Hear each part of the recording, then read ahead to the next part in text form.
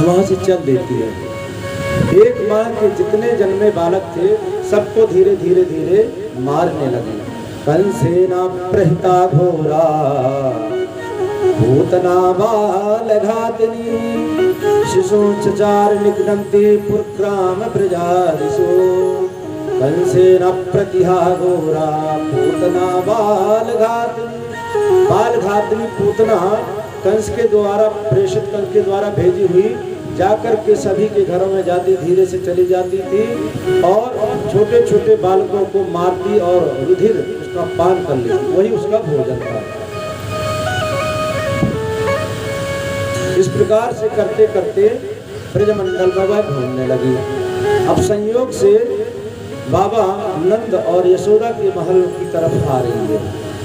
नंद बाबा तो अभी मथुरा से चल रहे थे और इधर पूतना उनके पहले ही पहुंच गई। अब जैसे ही पूतना ब्रजमंडल में प्रवेश करती है तो देखा बड़ा उत्सव मनाया जा रहा, धूमधाम से लोग उत्सव मना रहे हैं। महल की तरफ जैसे प्रवेश किया तो सभी की नजर पूतना की तरफ चली गई। इतनी सुंदर स्त्री तो हमने आज तक देखी नहीं। पता चल रहा मानो साक्षात लक्ष्मी ही आई है लगता है, क्योंकि पहले ही सुखदेव स्वामी कहा ना, रमा क्रीड मभू नृपा, साक्षात लक्ष्मी ही आएंगी यहाँ पर। और लक्ष्मी आई तो लोगों ने सोचा हो सकता है लक्ष्मी ही यहाँ आ गई हो दर्शन करने के लिए। अब तो सभी लोग देख करके आश्चर्य करने लगे, इतना सुंदर सूर्य बनाए करके आई और मस्त चाल में चलती जा रही है, गजगामिनी चाल में मस्ती से पूतना जा रही है। कोई उसको रोक नहीं पा रहा, कोई टोक नहीं पा रहा है और सीधे प्रवेश करती जा रही महल की तरफ। यशोदा ने देखा ये नई स्त्री कौन आ गई, मैंने तो उसको कभी देखा नहीं। तो यशोदा ने सोचा कि हो सकता है कि इधर उधर के लोग आ रहे दर्शन करने के लिए मेरे लाला के, तो सकता है ये भी आई हो। हमारे यहाँ कोई नया व्यक्ति आ जाए तो लोग आश्चर्य से देखने लगते उसकी तरफ, मुड़ मुड़ करके देखें। और अगर कोई विदेशी आ जाए तब तो और सारा काम छोड़ करके एकदम नजर गड़ा करके देखें। और अगर ऊपर से हवाई जहाज निकल जाए तब तो कहना ही क्या। पूतना की तरफ सब लोग सब काम छोड़ करके पूतना की तरफ देख रहे हैं। अभी मत समझिए कि हम इधर देख रहे हैं तो गुरु जी बैठे हैं, गुरु जी बैठे हैं, मत समझिए अन्यथा गुरु जी की यहाँ कथा हुई थी तो एक मॉरिशस से महिला आई थी। हम लोग उस प्रसंग कर ही रहे थे कि संयोग से वो महिला भी उसी दिन आ गई थी मॉरिशस से, और इतनी भगवत भक्त महिला थी मॉरिशस से, नाम तो याद नहीं आ रहा है। उनकी फोटो तो शायद फेसबुक वगैरह में हमारी पड़ी हुई, साथ में गुरु जी के साथ भी।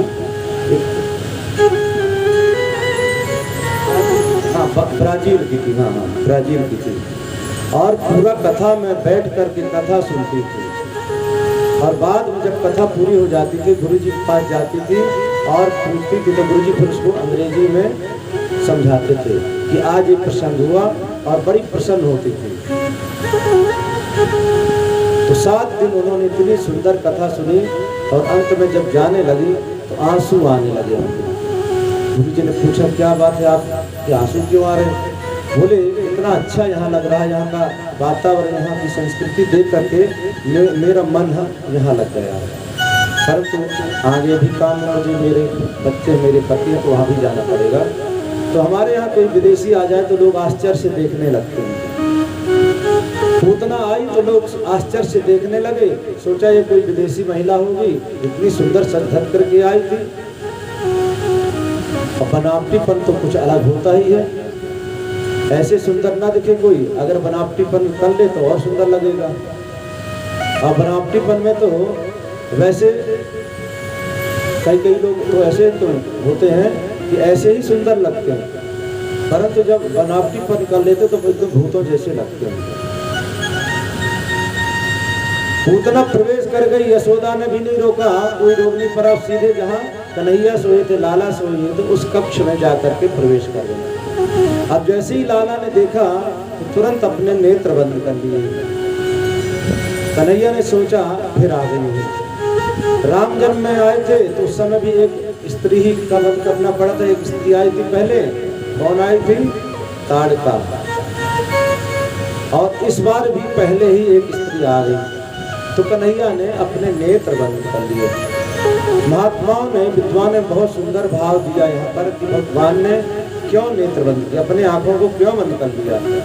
बोले जब नैन से नैन मिलते हैं ना, प्रीतर नयनयोर यतः, नैन से नैन मिलते हैं तो प्रेम हो जाता है।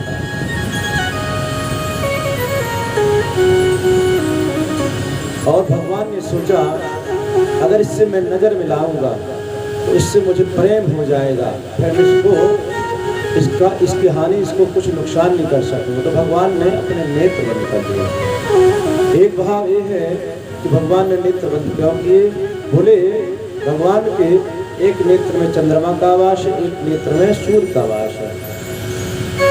सूर्य चंद्रमा ने सोचा दर्शन अच्छी चीज का किया जाता है, और ये राक्षसी आ गई, उन्होंने अपने नेत्रों को बंद कर लिया।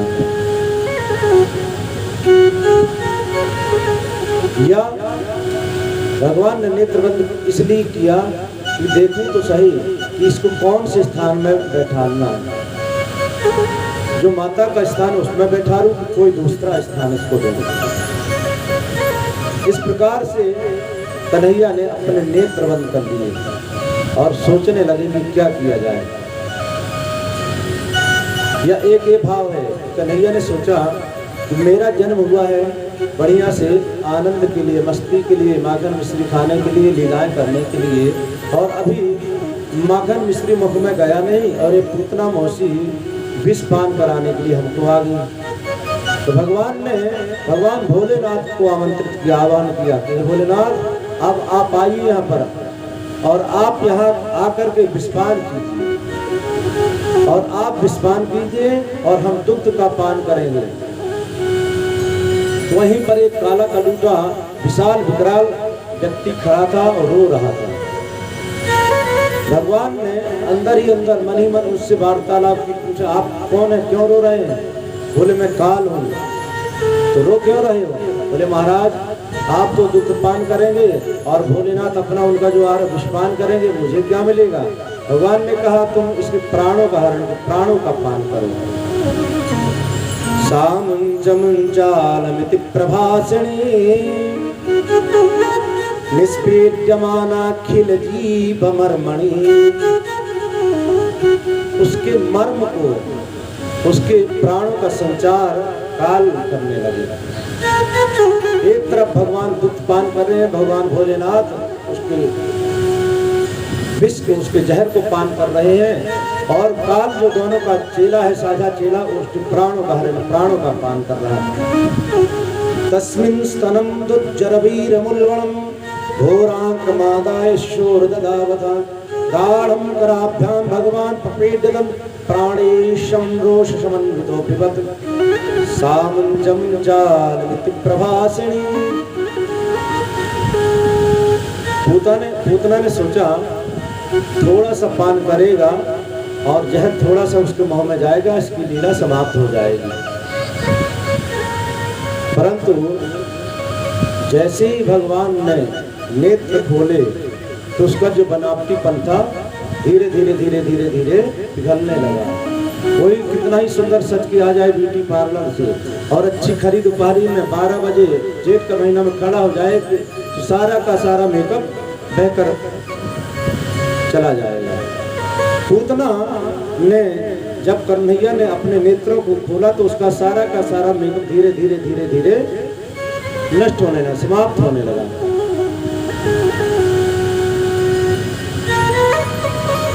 अब तो पूतना का जो बनावटीपन था वो धीरे धीरे जाने लगा और पूतना जोर जोर से चिल्लाने लगी। सामुंजमुंजालमिति प्रभासिणी निष्पीड्यमानाखिल जीव मर्मणि। भगवान उसके मर्म को खींचने लगे। जिस प्रकार से एक कपड़े को निचोड़ा जाता है निष्पीड्यमाना, उसी प्रकार से भगवान उसके प्राणों का निचोड़ने लगे, प्राणों का हरण करने लगे। सा उच्चालंकित प्रभाषण निस्वीत माना खिल जीव मर्म, उसके मर्म को अर्थात उसके प्राणों का हरण करने लगे। भगवान ने सोचा इसको अगर यहाँ मारेंगे तो गड़बड़ हो जाएगी, तो क्या किया भगवान ने, उसको ले जा करके आंगन से ही उसको ले जा करके बाहर ले गए, नगर के ब्रिज के बाहर ले गए और उसने विशाल रूप बना लिया और उसका प्राणांत हो गया पूतना का। भगवान ने उसका कल्याण कर दिया। हमारे यहाँ पहले आंगन होते थे। आंगन का क्या मतलब होता है?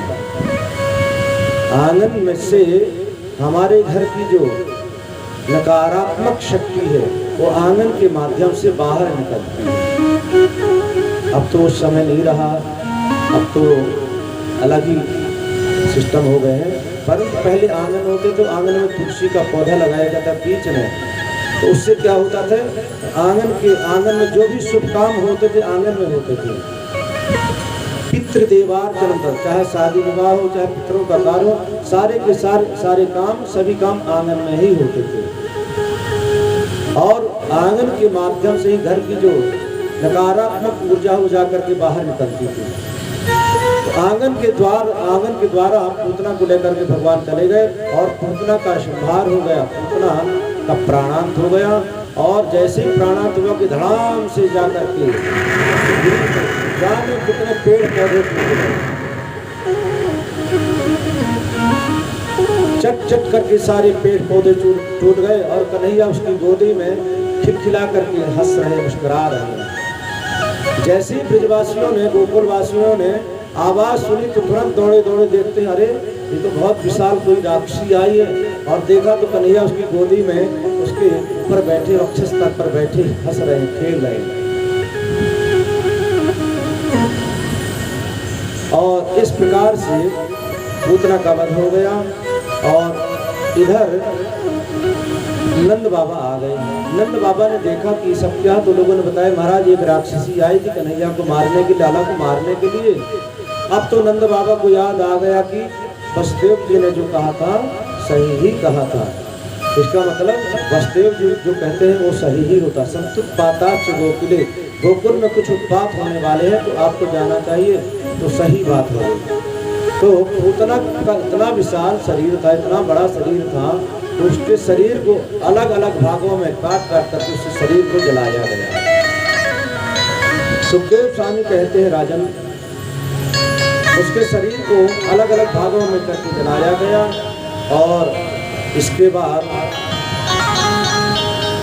गोपियाँ आई, यशोदा आदि आए और उस बालक को, कन्हैया को, लाला को लेकर के जाती है। कहाँ? गौशाला में जाती है। और गौशाला में ले जा करके सबसे पहले क्या करती हैं? गोमूत्रेण स्नापयित्वा पुनर्गोरजसार्धकम रक्षाम चक्रुश्च जातश्च।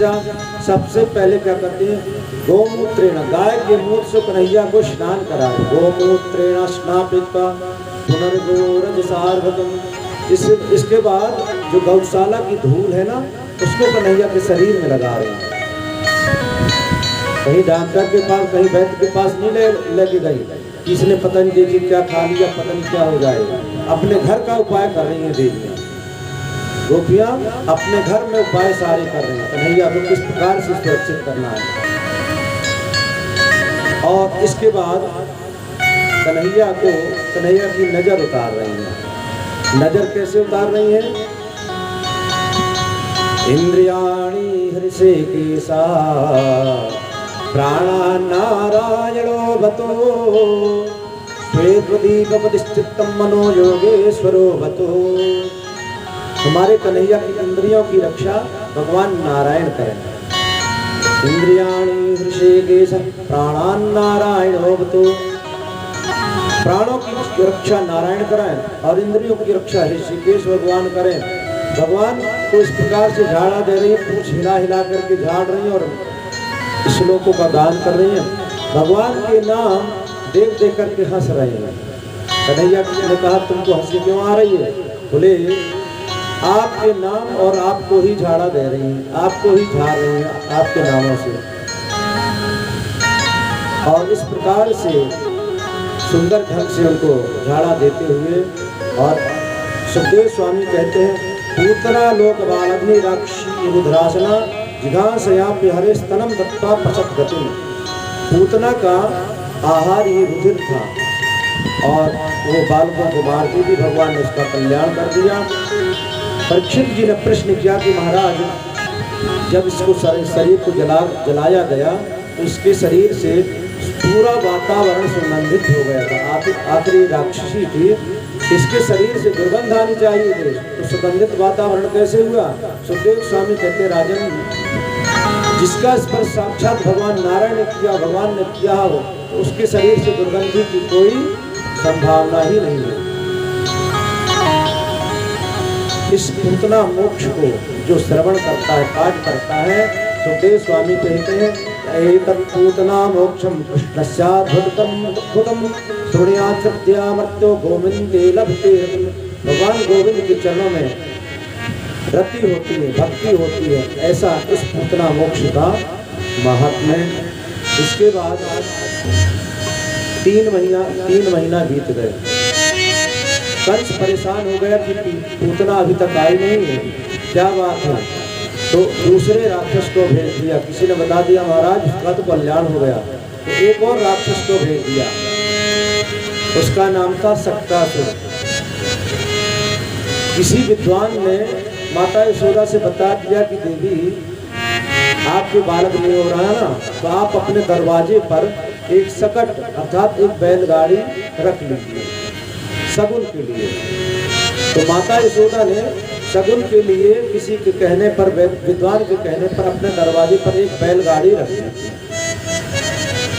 और उत्सव मना रहे थे सब लोग धूमधाम से कि वो जो असुर था उसी सकट में आकर के विराजमान हो गया और उत्सव सब लोग धूमधाम से मना रहे थे। तो मैया यशोदा ने देखा कि मुझे बड़ा काम, सब लोग आ रहे, स्वागत सत्कार करना। तो मैया यशोदा ने लाला को ले जाकर के उस सकट के नीचे ही पालना में ले जाकर के झुला दिया, सुला दिया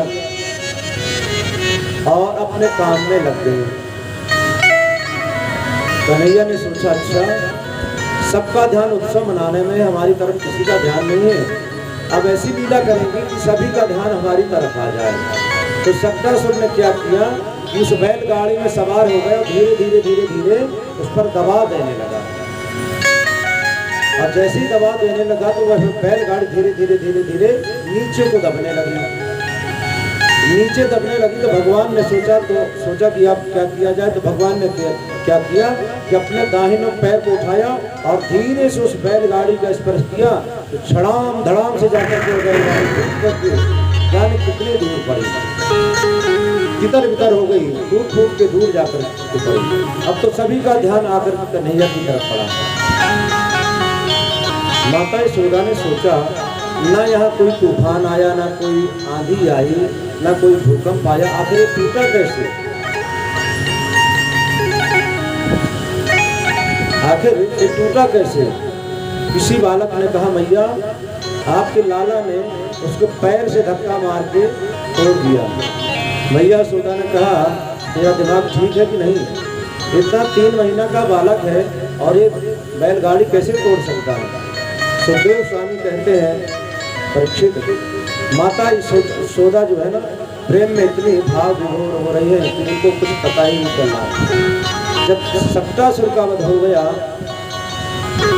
ये सक्तासुर कौन था? बोले ये सक्तासुर पूर्व जन्म में हिरण्याक्ष का पुत्र था और एक दिन की बात है कि ये लोमस ऋषि के आश्रम में गया और बहुत सारे वृक्षों को तोड़ने लगा और शरीर से खुजलाने लगा और खुजलाते खुजलाते सभी वृक्षों को तोड़ने लगा। लोमस ऋषि ने मना किया, नहीं माना और तोड़ने लगा। लोमस ऋषि ने श्राप दे दिया तू जाकर के वायु रूप हो जा। प्रार्थना की तो बोले वायु रूप रह करके जब तेरा स्पर्श भगवान अवतार लेकर के स्पर्श करेंगे तो तेरी मुक्ति हो जाएगी। तो वही सक्तासुर का भगवान ने कल्याण कर दिया था। इसके बाद कंस को पता चला तो एक और राक्षस को भेज दिया, तृणावर्त को। मैया यशोदा कन्हैया को दुग्ध पान करा रही थी गोदी में लेकर के। दोपहर का समय था, दुग्ध पान करा रही है। मैया यशोदा ने देखा कि इसका वजन कैसे बढ़ रहा है धीरे धीरे कन्हैया का वजन बढ़ने लगा। भगवान ने सोचा कि देखूं तो सही, आगे और एक प्रैक्टिकल करना है। तो भगवान ने अपना वजन बढ़ाना प्रारंभ कर दिया और जैसे वजन बढ़ने लगा तो मैया यशोदा ने सोचा कि हो सकता है अधिक दूध पी लिया हो, इसलिए इसका वजन बढ़ रहा है। तो मैया यशोदा ने वही बालक को सुला दिया और अपने काम में लगे। तृणावर्त आंधी के रूप में आया और सारे ब्रजमंडल को आच्छादित कर लिया और ऐसा आच्छादित किया कि सारे ब्रजमंडल में आंधी तूफान ही तूफान दिखाने लगा। मानो पूरा ब्रजमंडल आच्छादित हो गया आंधी तूफान से। और दैत्यो नाम्ना तृणावर्ता कंसभृत्यः प्रणोदितः चक्रवात स्वरूपेण जहारासीनमर्भकम्। चक्रावात के रूप में आया और गोकुलम सारे गोकुल को अपने में आवृत कर लिया, घेर दिया और धीरे से कन्हैया को उठा करके अनंत आकाश में ले जा करके पहुंच गया। भगवान ने उस अनंत आकाश में उसका भी संहार कर दिया और उसको लेकर के जमीन पर आए। सारे ब्रजवासी फिर से दौड़े गए गोकुलवासी और देखा कि एक राक्षस मरा हुआ पड़ा है और उसको लेकर के आ गए। और एक दिन अचानक भगवान को जब वाणी आ गया, शाम का समय तक भगवान मुख खोला तो मैया यशोदा ने उनके मुख में सारे ब्रह्मांड का दर्शन कर दिया। लीला शक्ति ने सारे ब्रह्मांड का दर्शन करा दिया। भगवान ने कृपा शक्ति को आदेश दिया कि मैया की आंखों में पर्दा डाल दो। कृपा शक्ति ने फिर से मैया को उसी अवस्था में भेज दिया और मैया ने सोचा हो सकता है कोई स्वप्न देखा हो मैंने। और इसके बाद अब धीरे धीरे बालक बड़े हो रहे हैं। वसुदेव जी को चिंता हुई कि मेरे दो बालक नंद बाबा के यहाँ पल रहे हैं, उनका अभी तक नामकरण नहीं हुआ। तो गर्गाचार्य को बुलाया वसुदेव जी ने और बोले महाराज आप जाकर के गोकुल में जाइए। गर्गः पुरोहितो राजन् यदूनाम सुमहात्मा प्रजम जगामनन्दस्य वसुदेव प्रचोदितः। गर्गाचार्य को बुला करके कहते हैं गुरुदेव आप जाइए ब्रजमंडल में गोकुल में जाइए और मेरे जो दो बालक हैं उनका नामकरण संस्कार करवा दीजिए आप। अभी तक उनका नामकरण नहीं हुआ, जाइए आप। गर्गाचार्य ने कहा महाराज यदूनाम हमाचार्य ख्यातश्च भुवि सर्वथा। महाराज मैं यादवों का गुरु हूँ। यदूनाम हमाचार्य ख्यातश्च भुवि सर्वथा सुतं मया संस्कृतन्ते मन्यते देवकी सुतं। मैं यादवों का आचार्य गुरु हूँ।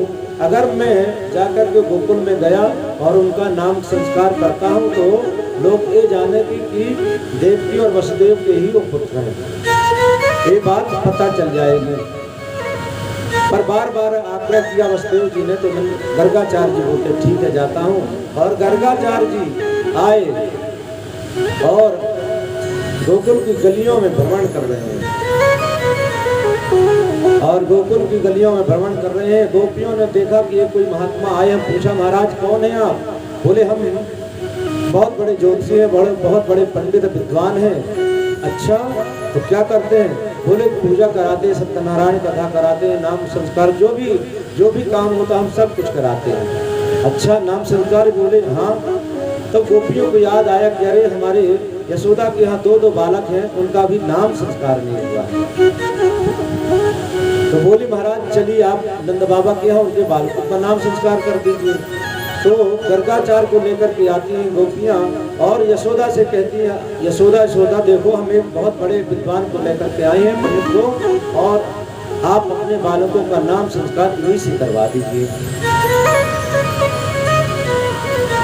गर्गाचार्य ने कहा मैं नाम संस्कार तो करूँगा परंतु एकांत में नाम संस्कार करूँगा, क्योंकि आपके यहाँ जो भी उत्सव होता है आप बहुत बड़े धूमधाम से उत्सव मनाते हैं, इसीलिए कंसक पाप मती सत्यम तब चाणक दुंदुभे। यशोदा ने कहा ना तब तो हम नहीं कराएंगे आपसे। क्यों? अरे बोले मेरे इतने वर्षों बाद बालक हुआ है और मैं उसका नाम संस्कार गुप्त रूप से करा दूं, किसी को पता ना चले, तो क्या करेंगी? बोले मैं जब नाम संस्कार कराऊंगी तो सारे नगर को, सारे गोकुल वासियों को निमंत्रण दूंगी। और निमंत्रण ऐसा वैसा नहीं, सुबह से लेकर के रात्रि तक की सारी व्यवस्था मेरे यहाँ रहेगी, खाने पीने की, भोजन नाश्ता प्रसाद जो भी सब मेरे यहाँ रहेगी व्यवस्था। नंद बाबा ने कहा देवी आपने देखा ही है कि जब से हमारा लाला जन्मा है, उसका जन्म हुआ, तब से कोई न कोई राक्षस उत्पात होते ही रहते हैं, राक्षस आते ही रहते हैं, तो हमको अपने बालक की कुशलता देखना है ना। तो यशोदा मैया मान गई, और यशोदा मैया मान गई और गौशाला में ले जाकर के एकांत में ले गई, और वहाँ पर गर्गाचार्य जी ने सुंदर कलश स्थापना की, गणेश आदि का पूजन किया, गणेश गौरी का, और इसके बाद गर्गाचार्य जी नामकरण संस्कार करने के लिए बैठ गए।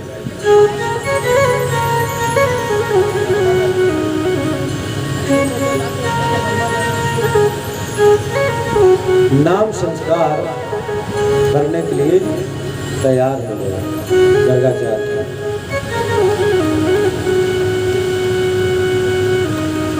अब माताओं के मन में इच्छा हुई कि देखें इनकी परीक्षा ली जाए। तो कैसे परीक्षा लें? तो बोले माता रोहिणी ने यशोदा के बालक को ले लिया, और रोहिणी ने माता यशोदा के बालक को अपनी गोदी में ले लिया, और दोनों घूंघट डाल करके बैठ गई। गर्गाचार्य ने जब देखा कि दोनों देवियां आकर के बैठ गई, तो गर्गाचार्य मन ही मन बहुत मुस्कुराने लगे। बोले ये देवियां मेरी परीक्षा लेना चाहती हैं। तो मैया यशोदा ने कहा देखिए बाबा, मैं बड़ी हूं तो पहले मेरे बालक का नाम संस्कार कीजिए। गर्गाचार्य ने कहा जरूर करूंगा। तो गर्गाचार्य ने कहा देवी अयम ही रोहिणी पुत्रो रमयन सुहृदो गुणैः। गर्गाचार्य ने कहा देवी जो आपकी गोद में बालक है ये तो आपका नहीं है। यशोदा ने कहा क्या बात कर रहे हैं, किसका है फिर? बोले अयम ही रोहिणी पुत्रो, ये तो माता रोहिणी का बालक है। अब तो मैया यशोदा इतनी प्रसन्न, इतनी खुश हो गई, तुरंत अपने गले का हार जो था, कीमती मणि का हार था, तुरंत उपहार में दे दिया। बोली ये तो बहुत सही, बहुत अच्छे विद्वान है, बहुत सच्चे ज्योतिषी है। इतनी खुश हो गई। गर्गाचार्य कहते हैं मैया अयम ही रोहिणी पुत्रो रमयन सुहृदो गुणैः आख्यास्यते रामति बलादित्यात् बलं विदो यदो नाम पृथक् भावा संकर्षणमसुच्युता। मैया ये रोहिणी के पुत्र हैं, रमयन सुहृदो गुणैः। इसका एक नाम हम बलराम रखते हैं। क्यों? इनका जो बल है ना, लोगों का कल्याण करने वाला, इसलिए इनका नाम हम बलराम रखते हैं। इनका एक नाम बलभद्र भी रखते हैं। कभी ये रोहिणी के, कभी ये देवकी के पुत्र हो चुके हैं, और कभी इस समय रोहिणी के पुत्र हैं, तो इसलिए इनका एक नाम हम रोहिणी रखते हैं। कभी ये देवकी के यहाँ, इनका देवकी के यहाँ बालक बने थे, और संकर्षण विधि से इनको लाया गया था, इसलिए इनका एक नाम संकर्षण भी होगा। इस प्रकार से रोहिणी के बालक का नाम संस्कार किया। अब रोहिणी के गोद में जो बालक था, मैया यशोदा ने कहा इस बालक का नाम संस्कार कीजिए। सुखदेव स्वामी कहते हैं राजन, जैसे ही गर्गाचार्य ने उस बालक की तरफ देखा तो गर्गाचार्य जी का मुख खुला रह गया, आंख फटी की फटी रह गई, बिल्कुल समाधि में बैठ गए। क्यों? भगवान का दर्शन कर, ऐसा दर्शन किया कि उनकी समाधि ही लगी। अब तो महाराज रोहिणी और यशोदा घबराने लगी, और घबरा करके सोचने लगी कैसे प्रतिक्रिया के पत्नी इनको क्या हो गया, और जोर जोर से उनको शरीर को हिला रही जा रही, बाबा उठो बाबा उठो। तुरंत गर्गाचार्य हड़बड़ा कर उठे, बोले क्या हुआ? बोले हम तो समाधि में देख रहे थे कि ये साक्षात कहने वाले थे नारायण। तुरंत कन्हैया ने वहीं से इशारा कर दिया, बाबा बस बस, आगे बोलने की जरूरत नहीं है। बोले साक्षात, कहने वाले थे कि साक्षात नारायण है। तो भगवान ने जब इशारे में मना कर दिया तो बोले इसमें साक्षात नारायण के गुण रहेंगे। आसन वर्णास्त्रयो यस्य गृह्णतो नो युगम तनु शुक्रो रक्तस्तथा पीता इदानीं कृष्णतां गतः प्राग्यं वसुदेवस्य प्रतिजातस्तवात्मजा वासुदेव श्रीमान विद्या संप्रचिक्षते। कभी ये शुक्लो रक्तस्तथा पीता, कभी ये शुक्ल वर्ण के हुए, किसी युग में पीत वर्ण के हुए, कभी ये श्वेत वर्ण के हुए, और इस बार ये कृष्ण वर्ण के आए हैं, कृष्ण रूप में आए हैं। कृष्ण स्वरूप है इनका, इसलिए इनका एक नाम हम कृष्ण रखते हैं। कभी ये वसुदेव के पुत्र हो चुके हैं, इसलिए एक नाम इनका वासुदेव रखते हैं। भैया इनके नाम बहुत से नाम होंगे। बहूनि संत रूपाणि रूपाणि सुतस्यते गुण कर्माणि रूपाणि तान्यहं वेद मोहो जनः। कितने इसके गुण का बखान करें, कितने नाम। भैया एक नहीं अनेकों नाम होंगे। कोई इनको कृष्ण के नाम से, कोई कन्हैया के नाम से जाने करें, अनेक नए नामों से इनको जानेंगे लोग। और गर्गाचार्य जी बहुत प्रसन्न हो गए, नाम संस्कार हुआ। अब इसके बाद ब्राह्मण भोजन की व्यवस्था की। गर्गाचार्य जी ने कहा भैया मैं तो किसी का बनाया हूँ, खाता ही नहीं, मैं तो सपाकी हूँ। तो मैया यशोदा ने कहा कोई बात नहीं है, हम आपको कच्चा अन्न दे देते हैं, आप अपने से बना लीजिए, परंतु ऐसे मत जाइए, भूखे पेट मत जाइए मेरे दरवाजे से। लोग क्या कहेंगे कि यशोदा के यहाँ कोई विद्वान पंडित गए और बिना भोजन के ही आ गए। तो मैया यशोदा ने व्यवस्था की। क्या व्यवस्था की? गर्गाचार्य ने कहा ज्यादा आडंबर की जरूरत नहीं है मैया, तो क्या चाहिए? बोले मुझे दूध दे दीजिए और कुछ चावल दे दीजिए। तो ये व्यवस्था कर दी गई और गर्गाचार्य जी ने बढ़िया सुंदर खीर बनाई और खीर बना करके भगवान का ध्यान करने लगे। तुलसी दल डाला और तुलसी दल रख करके छोड़ करके और रख दिया सामने, और भगवान का नाम लेकर के आंख बंद कर लिया।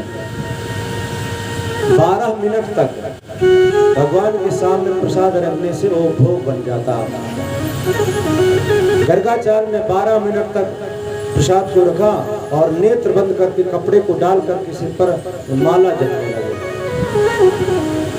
कन्हैया घुटवन घूम रहे थे, वहीं खेल रहे थे।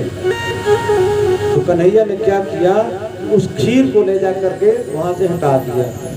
अब जैसे ही 12 मिनट हुए, गर्गाचार्य ने माला रखा और कपड़ा हटाया सिर से, तो देखा सामने खीर ही नहीं है।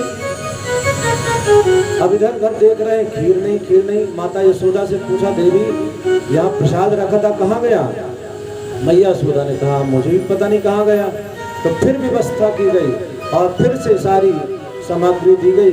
गर्गाचार्य जी ने उसी प्रकार से फिर से बनाया और फिर से माला जप करने लगे। आंख बंद करके माला जप रहे हैं और कन्हैया आया, फिर से उस खीर को गायब कर दिया। और जब 12 मिनट बाद आंखों को खोला तो देखा फिर से खीर गायब है। गर्गाचार्य ने सोचा अब मैं कुछ बनाऊंगा ही नहीं, और अपना झोली कमंडल उठाए चलने लगे। बोले कहाँ जा रहे हैं महाराज? यशोदा ने पूछा नंद बाबा। बोले अब जा रहा हूँ, भोग है तुम्हारा प्रसाद। बोले नहीं, और मैं दूसरी सामग्री देती हूँ, बना लीजिए। गर्गाचार्य ने कहा कि इस प्रकार से मैं बनाता रहूँ तो लोग सोचेंगे हलवाई है, अब मैं जा रहा हूँ, मुझे हलवाई बन के लोगों को खाना थोड़ा भोजन थोड़ी कराना रहा। गर्गाचार्य जी जा रहे थे मार्ग से, तो कन्हैया उधर से आए और खीर उनके हाथ में दे दी। गर्गाचार्य ने प्रणाम किया, बोले कन्हैया ये आपका काम था। और उस खीर को गर्गाचार्य जी ने थोड़ा पाया और सबको प्रसाद दे दिया। बहुत सारा उपहार दक्षिणा दी माता यशोदा और देवकी नंद बाबा ने। गर्गाचार्य ने वो सारा का सारा उपहार दक्षिणा ब्राह्मणों को, दीनों को, गरीबों को बांट दिया और वहाँ से गर्गाचार्य जी प्रस्थान कर गए। इसके बाद काले ना ब्रजताल्पेना गोकुले राम केशवो जानुभ्यासा पाणिभ्याम मृगमाणो मृगहतो। धीरे धीरे कन्हैया और बलराम जी बड़े हो रहे हैं, अब घुटवन से धीरे धीरे चल रहे हैं, घुटवन चल रहे हैं और करते करते करते चलने लगे। अब तो चल चल करके लोगों के घरों में पहुंचने लगे और धीरे धीरे बड़े हो गए और बाल बाल सखाओं को साथ मिला लिया और गोपियों को बड़ा आनंद आता था कन्हैया को देख देख करके, और कन्हैया को देख देख करके गोपियां बड़ी प्रसन्न होती थी। वत्सान मुंचन क्वचित समये क्रोश संजात हासः स्तेयं स्वाद्वत्यथ तदिपया कल्पतेस्ते हो गए। गोपियों ने देखा कि सारा का सारा आनंद लाभ यशोदा ही ले रही है, हमको कुछ लाभ नहीं मिल रहा है, बहुत दिन से कन्हैया के दर्शन नहीं हुए। तो गोपियों ने आपस में मंत्रणा की कि कैसे दर्शन हो, क्या उपाय करें कि कन्हैया का दर्शन हो। तो सारी गोपियों ने कहा कि क्या किया जाए। अपने घर की जो मटकियां थी सभी गोपियों ने अपने घर की मटकियों को फोड़ दिया। जब सासू माँ उनकी बाहर से आती है पूछती, अरे सब किसने फोड़ दिया? तो बोला वो नंद का लाला, यशोदा का लाला आया था, उसने ही सारी मटकियां फोड़ दी। तो सभी की सासू माँ थी ना, उन्होंने कहा कि देखो अगर हम जाएंगे तो बहुत बड़ा बवाल हो जाएगा, झगड़ा हो जाएगा, इसलिए आप लोग जाइए और जाकर के उल्हाना देकर के आइए। तो महाराज गोपियां उल्हाना लेकर के आई, यशोदा मैया के दरवाजे पर भीड़ लग गई, कई सखियां कई गोपियां आकर के उल्हाना दे रही हैं। सुखदेव स्वामी कहते हैं, राजन वत्सान मुंचन क्वचित समये क्रोश संजात हासः स्तेयं स्वात्वत्यथिदधपया कल्पतेस्ते हो गए। मर्कान भोक्षण विभजति सचे नातम भिनक्ति द्रव्यालाभे सग्रह कुपितो याद क्रोशतो कान। अरे यशोदा मैया क्या कर रही हो? अब जैसे ही यशोदा ने सुना कि मेरे दरवाजे पर शोर शराबा हल्ला कहाँ से हो रहा, दरवाजा खोला तो इतनी भीड़ लगी थी दरवाजे पर। बोला आप सब, बोले महाराज मत पूछिए, आपके जो लाला है ना इतना उधम मचा रहे, इतनी दंडता करते हैं कि क्या बताएं। क्या करते हैं? एक गोपी बोली, मैया वत्सान मुंचन क्वचित समय, हमारे जो गाय के जो बछड़े हैं ना उनको छोड़ देते हैं, और छोड़ते कब हैं? असमय, असमय में छोड़ देते हैं। जब गाय दूहने का समय होता है हम जाते हैं तो देखते गाय के स्तनों में दूध ही नहीं रहता है। क्यों? कन्हैया पहले ही बछड़ों को छोड़ देते हैं और सारा का सारा दूध बछड़े पी लेते हैं। क्रोश संजात हासा। मैया यशोदा ने कहा देखो मेरा लाला जो है ना कोई गलत काम नहीं कर रहा। क्यों? आप लोग दूध चुराती है ना, अपने गाय के बछड़ों को दूध नहीं पीने देती है ना, इसलिए मेरा कन्हैया बछड़ों को छोड़ देता है। गोपियों ने कहा वो तो ठीक है मैया, परंतु जब इसको हम डांटती हैं तो करता क्या है? क्रोश संजात हासा, जोर जोर से हंस करके चिढ़ा करके चला जाता है। मर्कान भोक्षण। एक गोपी बोली मैया इतना ही नहीं, अरे माखन मिश्री खाता हो तो ठीक है, परंतु फैला भी देता है, यहाँ तक कि अपना खाए तो चल जाए। मर्कान भोक्षण, मर्कान अर्थात बंदरों को भी खिलाता। मैया यशोदा ने कहा देखो मेरे लाला का कितना अच्छा स्वभाव है, ये अकेले कोई चीज नहीं खाता है, ये सबको मिल बांट के खिलाता, स्वयं खाता है। मर्कान भोक्षण विभजति सचेन्नात् भाण्डं मिलन्ति। गोपियों ने कहा वो तो ठीक है, अपना खाए बंदरों को खिलाए, वहां तक तो चल जाए, परंतु करता क्या है? भाण्डम विनक्ति, जो भांड अर्थात जो बर्तन है ना, मटकी है, उनको भी फोड़ देता है। एक गोपी उदास खड़ी हुई थी और नीचे सिर करके खड़ी हुई थी। यशोदा ने पूछा देवी तुम भी अपनी बात रखो, तुम्हारी क्या समस्या है?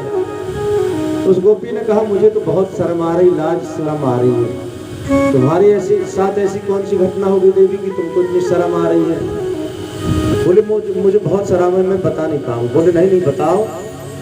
तो गोपी बता रही कि मैया क्या बताऊँ। एक दिन की बात है कि मेरे यहाँ पूजा रखी थी, मैंने सत्यनारायण भगवान की पूजा रखी थी और मैं भोग प्रसाद बना रही थी। और भोग प्रसाद बना रही थी तो उसी बीच कन्हैया आ गए और कन्हैया अंदर प्रवेश करने लगे। तो मैंने मना कर दिया, कन्हैया अंदर मत आना। क्यों? अभी मैं भोग प्रसाद बना रही हूँ, भगवान की पूजा होगी, सत्यनारायण भगवान की कथा होगी, इसके बाद प्रसाद मिलेगा, इसलिए अभी तुम दूर ही रहो। अब एक क्या किया इन्होंने कि गुस्सा हो गए और गुस्सा होकर क्या बोले, भाभी आपने हमारा अपमान किया है, मैं आपको सबक सिखा के ही रहूँगा। और वहाँ से उस समय तो चले गए, परंतु रात्रि हुई और रात्रि में धीरे से कब पता नहीं मेरे घर में मेरे कमरे में प्रवेश करे। मैं सोई थी और बगल में मेरे पतिदेव सोए थे और मेरी चोटी और मेरे पतिदेव की बड़ी बड़ी मूंछें थी। तो मेरी चोटी को लेकर के मेरे पतिदेव की मूंछों में उन्होंने बांध दिया। अब संयोग से अचानक पतिदेव को रात में लगी प्यास और जैसे ही प्यास लगी और जैसे ही उठे तो छोटी सा खींचने लगी। अब वो कहने लगी यार क्या कर रहे हैं आप? वो कह रहे हैं आप क्या कर रही हैं? और दोनों का झगड़ा होने लगा। मैया यशोदा को बड़ी जोरों की हंसी आई कि वाह रे लाला, कैसे कैसे खेत खिलाता इन गोपियों को। आइए किस प्रकार से गोपियां किस प्रकार से शिकायत कर रही हैं कन्हैया की। आज तो बाल लीलाएं हैं ना, आज भगवान की बाल लीलाएं हैं, तो आज मस्ती से उत्सव और बाल लीलाओं को हम लोग श्रवण करेंगे। कल भगवान महारास रचाएंगे और रुक्मिणी विवाह की कथा होगी। तो कल के प्रसंग में रुक्मिणी विवाह और रुक्मिणी और द्वारकाधीश की झांकी का भी साथ आयोजन होगा। तो आइए किस प्रकार से अन्य गोपियां शिकायत कर रही हैं, क्योंकि यशोदा ने कहा अब सब लोग अलग अलग सुनाते रहो, एकदम लगातार सुना, मैं किससे इस प्रकार से पूछूंगी। तो गोपियां सुना रही हैं कैसे, मैया सुन ले शिकायत हमारी, मैया सुन ले शिकायत हमारी, जो सुनाने के काबिल नहीं है। मैया सुन ले शिकायत हमारी, जो सुनाने के काबिल नहीं है। मैया सुन ले शिकायत हमारी, जो बताने के काबिल नहीं है। मैया सुन ले शिकायत हमारी, जो बताने के काबिल नहीं है।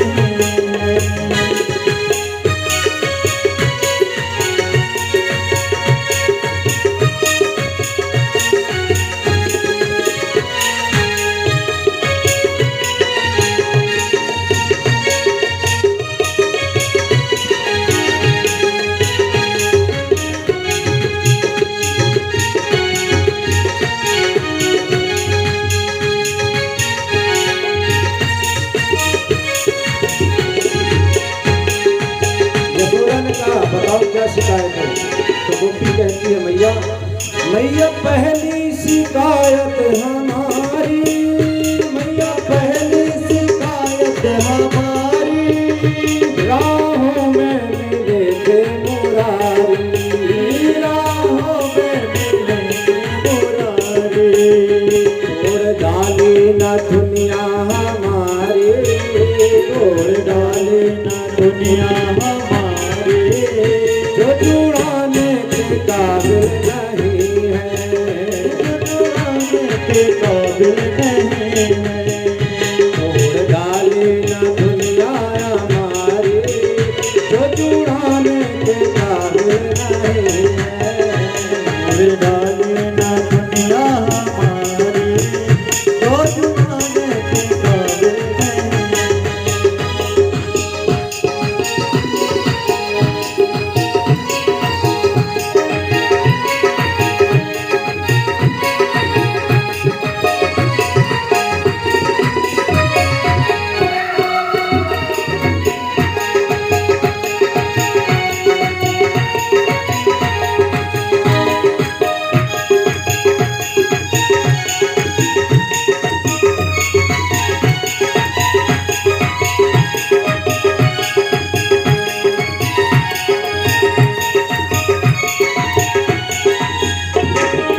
यशोदा ने कहा तुम बताओ तुम्हारी दूसरी सखी से पूछ तुम्हारी शिकायत क्या है।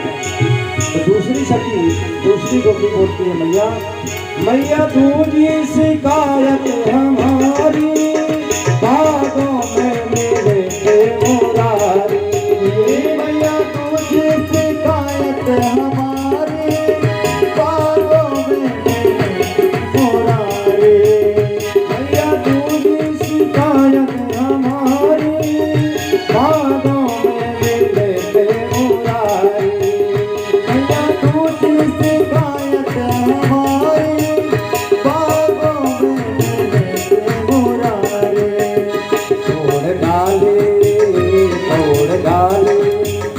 तोड़ डाली पायलिया हमारी जो जुड़ाने के काबिल नहीं है।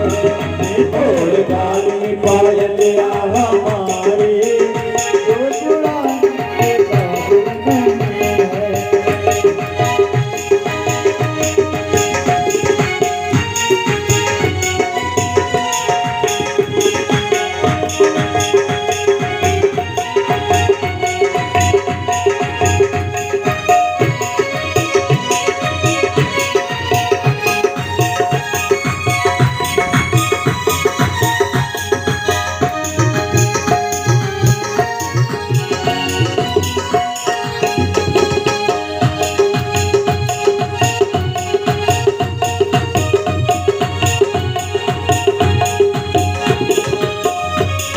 यशोदा ने कहा सती तुम बताओ तुम्हारी क्या समस्या है।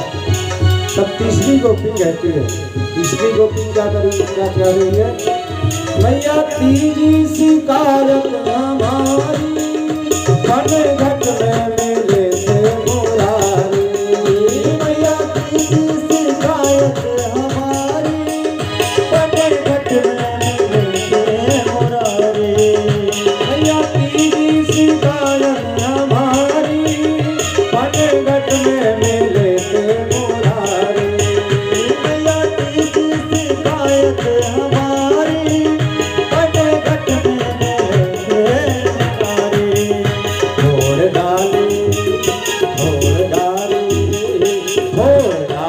गगरिया हमारी जो जुड़ाने के काबिल नहीं है। छोड़ डाली गगरिया हमारी जो जुड़ाने के काबिल नहीं है। छोड़ डाली गगरिया हमारी जो जुड़ाने के काबिल नहीं है।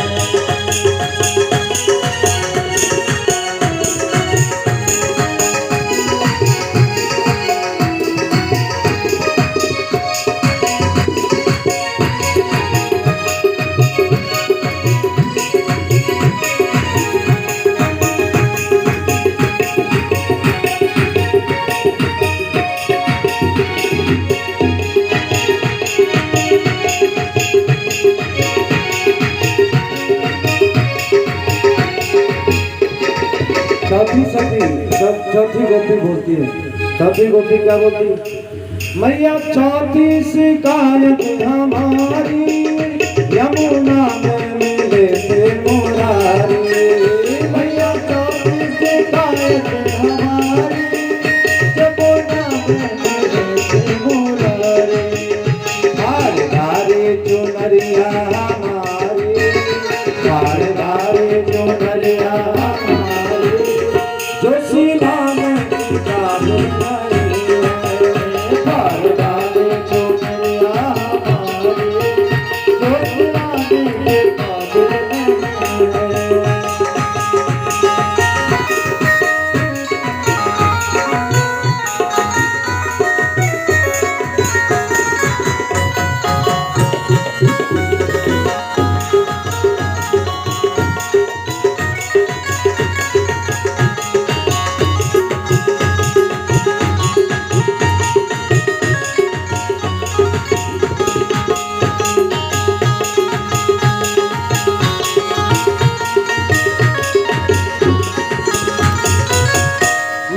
पचमी शिकायत हमारी मैया पचमी शिकायत हमारी महलों में मिले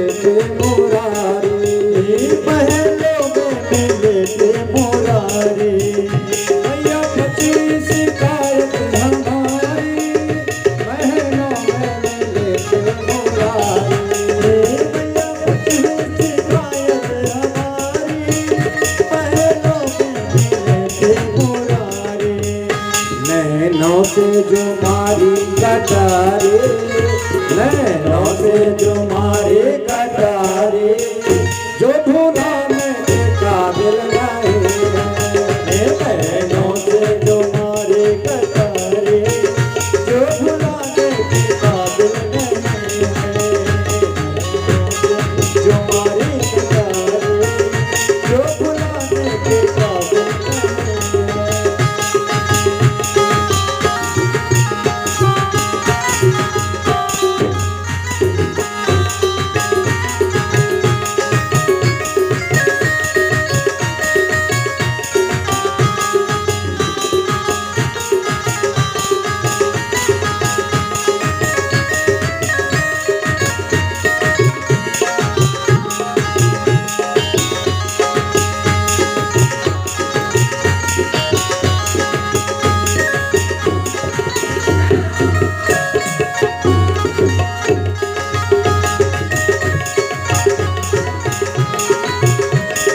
छठी शिकायत हमारी सखियों में मिले थे मुरारी। मैया छठी शिकायत हमारी सखियों में मिले थे मुरारी। मैया छठी शिकायत हमारी सखियों में मिले थे मुरारी। मैया छठी शिकायत हमारी सखियों में मिले थे मुरारी। मोड़ डाले कलाई हमारे, मोड़ डाले कलाई हमारे, जो जुड़ाने के काबिल नहीं है। मोड़ डाले कलाई हमारे, जो जुड़ाने के काबिल नहीं है। नस्ल में शिकायत हमारे, से मस्ती से झूठे शिकायत हमारी जो बताने के काबिल नहीं है। शिकायत हमारी जो बताने के काबिल नहीं है। जो बताने के काबिल नहीं है।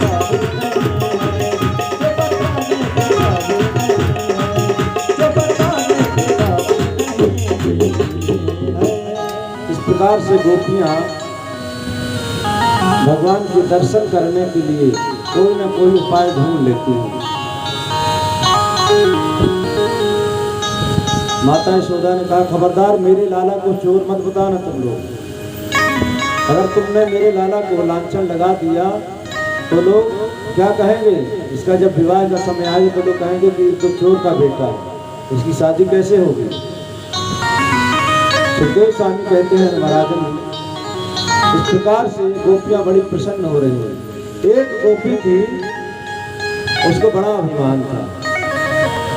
उसने कहा, औरों को बुद्धू बना रहे होंगे चल जाएगा, मुझे बुद्धू बनाए तब मैं जानूं। मेरे पास आए, मेरे यहाँ करके चोरी करें तब मैं उनको सबक सिखाऊंगी। किसी ग्वाल वाल सखा ने कन्हैया से कह दिया, कन्हैया कन्हैया, एक प्रभावती नाम की गोपी है, वो बड़ा ताना मार रही, कह रही है कि मेरे घर आकर के दिखाएं तो मैं बताऊं। कन्हैया ने कहा, आज तो हमको उसी के घर ही चलना है। अब कन्हैया ने क्या किया कि प्रभावती गई थी बाहर, पानी लेने के लिए गई थी, और अंदर कन्हैया आ गए, प्रवेश कर गए दरवाजे से, और माखन खूब खाया और बाल बाल सखाओं को खिलाया, और ले करके क्या किया कि पूरे फर्श में नीचे फैला दिया। सखाओं से कहा कि देखना आज कितना मजा आएगा तुमको, इतना मजा तुमको कभी नहीं आया होगा। और धीरे से दरवाजा बंद कर दिया, और दरवाजे के बाहर खिड़की में जाकर के छुप करके देखने लगे। अब प्रभावती आई, जल लेकर के, कलश लेकर के आई, घड़ा लेकर के, दरवाजा खोला, और जैसे ही दरवाजा खोला कि जैसे ही अंदर प्रवेश किया, पैर रखा कि फिसल कर उसका पैर फिसला तो धड़ाम से नीचे भूमि पर गिर गई। अब तो प्रभावती घबरा गई, और दरवाजे से खिड़की पर कन्हैया देख रहे थे, हंस रहे थे, बहुत जोर से हंस करके कहे, हमको सबक सिखाने चली थी, अब देख तेरे साथ क्या हुआ। अब प्रभावती तो मानो इतनी गुस्सा में आ गई कि क्या करे। प्रभावती ने कहा, अच्छा आज तो कोई बात नहीं, परंतु एक दिन मैं तुमको जरूर पकड़ के दिखलाऊंगा कन्हैया। अब दूसरे दिन ग्वाल बाल सखाओं ने कहा कन्हैया कन्हैया उसी के यहाँ चल रहा है, उसके प्रभावती के यहाँ जो माखन है बहुत अच्छा लगता है। कन्हैया ने कहा चलो। आज प्रभावती ने क्या किया कि दरवाजा थोड़ा सा खोल दिया था और धीरे से जाकर एक किनारे में छुप गई थी।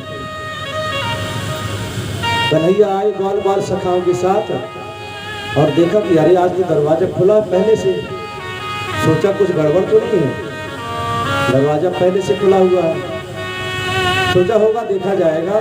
और धीरे से दरवाजा खोला और ऊपर लटका हुआ था मटकी पर माखन। बाल बाल सखाओं को के ऊपर चढ़ करके कन्हैया खोलने लगे और जैसे ही खोला कन्हैया ने और उस मटकी को नीचे लेकर के आए, तुरंत प्रभावती प्रकट हो गई और हाथ पकड़ लिया, बस पकड़ गए।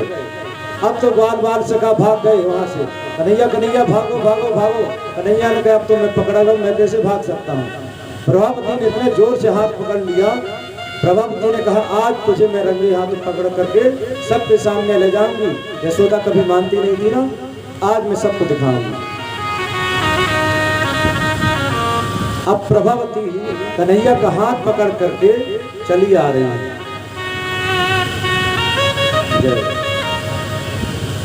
बैठिए वकील साहब, रुकेंगे ना, रुकेंगे ना, बैठिए बैठिए। वकील साहब को ऐसा चस्का लग गया कथा का कि सारी वकालत भूले जा रहे हैं। लेकिन अच्छी बात है, कथा में सबका मन लग रहा है और लगना चाहिए। प्रभावती हाथ पकड़ करके चली आ रही है और घूंघट, लंबा घूंघट डाली हुई है।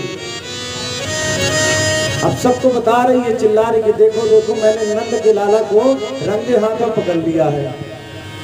कन्हैया तो बड़े चिंतित हो गए कि आज तो पिटाई होनी पक्का है। अभी तक हम मैया को मना लेते थे, परंतु आज रंगे हाथ पकड़े जाएंगे तो मैया मानेगी नहीं। तो कन्हैया ने सोचा कुछ करना पड़ेगा। तो बाल बाल सखाओं में एक मित्र था कन्हैया का, जो प्रभावती का बेटा था, और उसने देखा कन्हैया को हाथ पकड़ते कौन स्त्री ले करके जा रही है।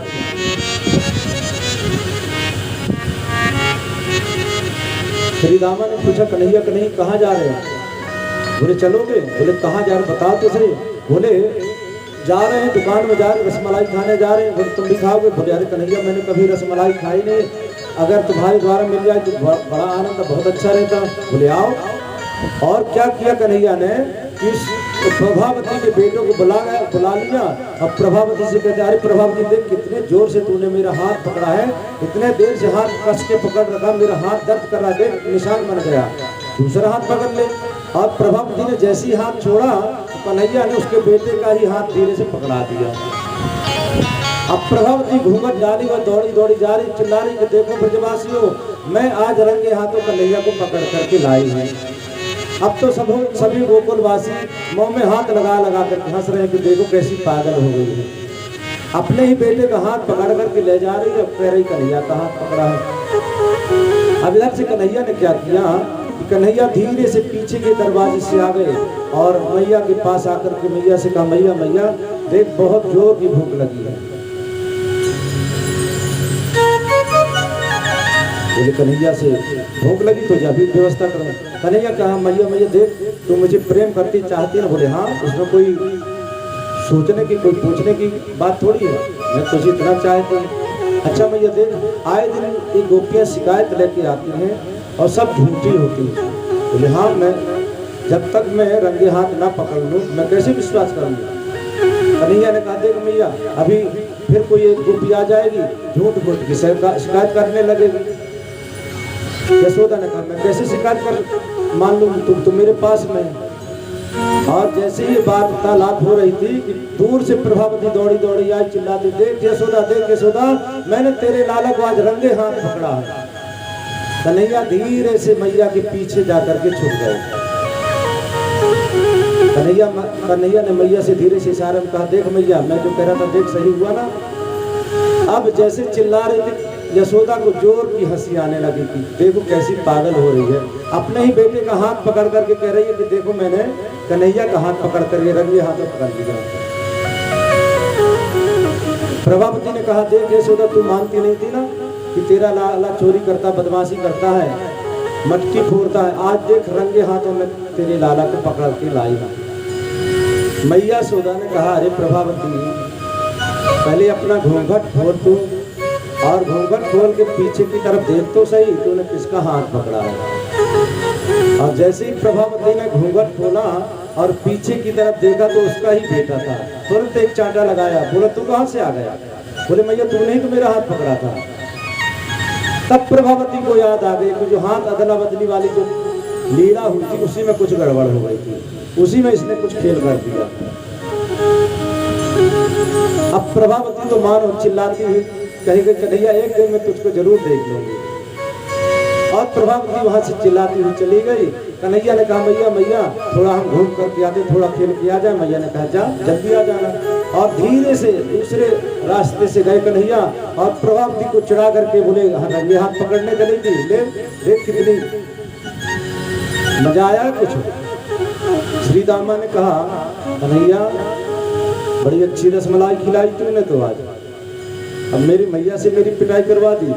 कन्हैया ने कहा भैया ऐसे लगे रहो और अच्छी अच्छी मिठाई खाने को मिलेंगे। सुखदेव स्वामी कहते हैं इस प्रकार से ब्रजवासियों को, गोकुल वासियों को रिझा रहे कन्हैया।